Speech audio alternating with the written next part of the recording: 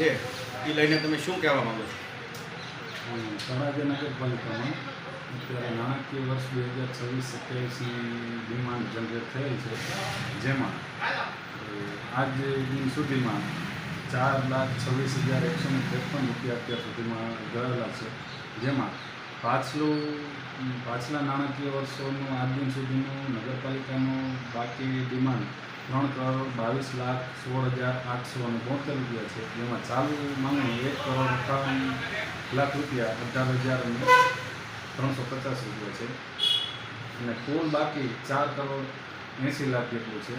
તો આટલું મોટું લેણું બાકી હોય, જેમાં પાછલા વર્ષોનું ચાલુ ડિમાન્ડ કરતાં પણ 3 ગણા જેટલું છે, તો તળાજા નગરપાલિકાના સૌ રહેવાસીઓ મિલકત ધારકોને જાણ કરવામાં આવે છે કે આ વખતે રવિવારે પણ કલેક્શનની બારી ખુલ્લી છે અને જો રવિવાર સુધીમાં પાછલું ડિમાન્ડ અને બને તો ચાલુ ડિમાન્ડ પણ ભરી દેવી, અને જો પાછલું ડિમાન્ડ કોઈ પણ વ્યક્તિને બાકી હશે તો કાયદેસરની કાર્યવાહી કરવામાં આવશે.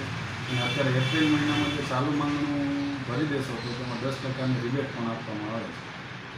સર, એવું પણ જાણવા મળ્યું છે કે જે મિલકત ધારકો છે એના નામનો અહીંયા વેરો અહીંયા એના નામનો બને છે, પણ હાલમાં એની પાસે મિલકત નથી ને એને વેચી દીધેલી છે, તો એની સામે તમે શું એક્શન લેશો? જે લોકોનો વેરો અહીંયા છે તેમને ઉત્તરોત્તર દસ્તાવેજના આધારે મિલકત ટ્રાન્સફર કરાવવી ફરજિયાત છે, જેથી અહીંયા ટેક્સ શાખામાં આવી અને તેનો પ્રશ્ન રજૂ કરી શકે છે. અને માનો કે અત્યારે અંદાજિત 4 કરોડ બાકી છે એ નહીં ભરે તો તમે એની માટે શું એક્શન લેશો?